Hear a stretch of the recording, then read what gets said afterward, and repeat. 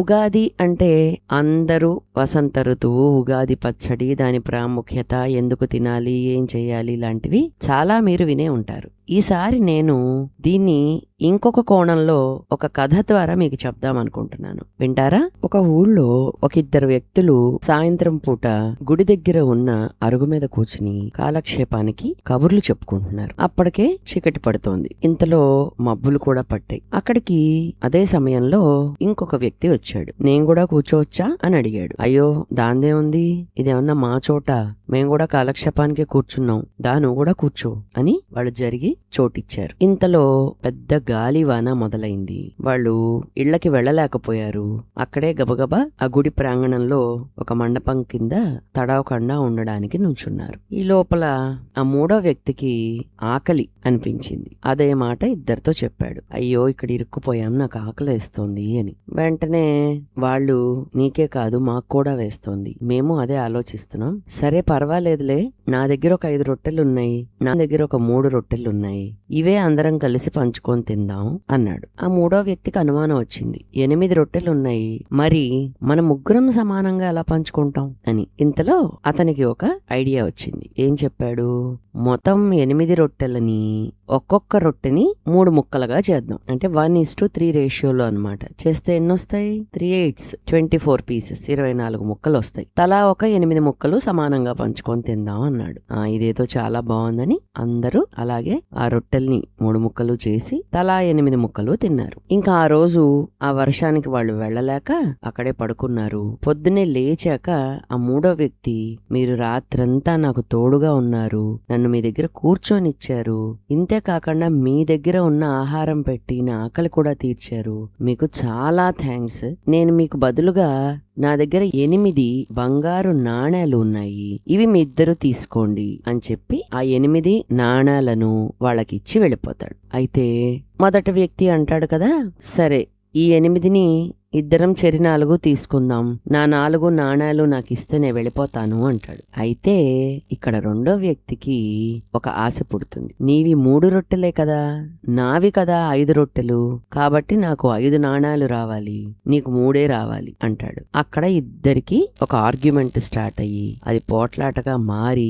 చివరికి తీర్పు కోసం రచ్చబండ దగ్గర న్యాయాధికారి దగ్గరికి వెళ్తారు. ఈ కథ అంతా విని న్యాయాధికారి, రేపు చెప్తాను తీర్పు, ఆ నాణాలు ఇక్కడ పెట్టి మీరింటికెళ్ళి రేపు రండి అని చెప్తాడు. రాత్రి పడుకుంటే న్యాయాధికారికి అర్థం కాలేదు దీన్ని ఎలా పరిష్కరించాలి.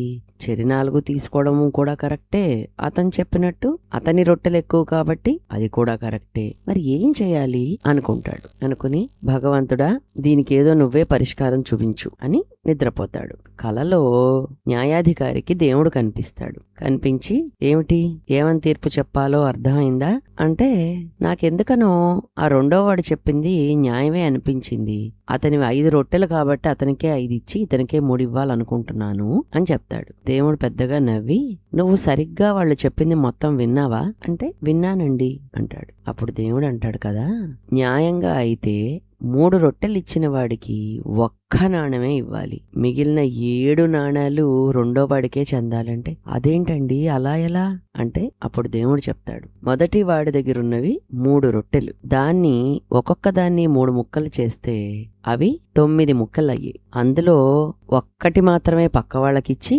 8 తనే తిన్నాడు. కానీ రెండో వాడి దగ్గర ఉన్నవి 5 రొట్టెలు, వాటిని 15 ముక్కలు చేస్తే 7 ముక్కలు పక్క వాళ్ళకి పెట్టాడు. అంటే తన దగ్గర ఉన్న దానిలో తను ఎంత తీసుకున్నాడో ఇంచుమించుగా అంతే ఆకలితో ఉన్నవాడికి పెట్టాడు. వీడు మొత్తం వాడే తిన్నాక మిగిలిన ఒక్క ముక్క మాత్రమే పెట్టాడు. కాబట్టి నా లెక్కలో అయితే 7 నాణేలు రెండో వాడికి చెందాలి, వీడికి ఒక్క నాణ్యమే చెందాలి అని దేవుడు మాయమైపోయాడు. న్యాయాధికారికి వెంటనే మెళుకు వచ్చింది. నిజమే కదా అని మర్నాడు ఈ భగవంతుడు తనకి కలలో కనిపించి చెప్పిన తీర్పునే న్యాయాధికారి వినిపించాడు. వినిపిస్తే ఆ మొదటివాడు అన్నాడు, ఇతనే నయం, 3 నాణాలన్నా ఇస్తానన్నాడు, మీరేంటండి ఒకటే ఇస్తున్నారు, నాకు అది కూడా పోయింది, ఇదే న్యాయం అని బాధపడుతుంటే న్యాయాధికారి అతనికి వివరించాడు ఎందుకు ఒకటే ఇచ్చాడు అని. ఇప్పుడు ఈ కథ ద్వారా మనకేం అర్థమైంది? మన లెక్కలు వేరే, దేవుడి లెక్కలు వేరే. అందుకనేనేమో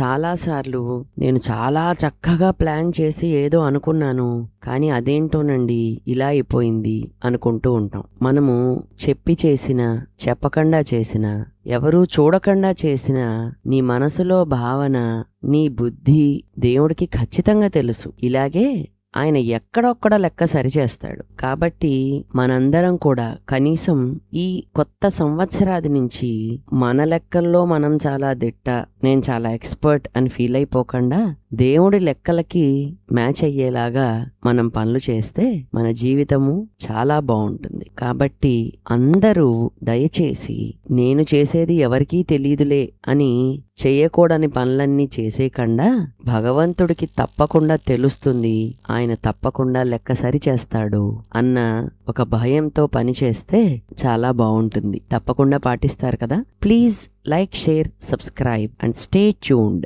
for more updates. Visit Life with Symphony channel also. Thank you.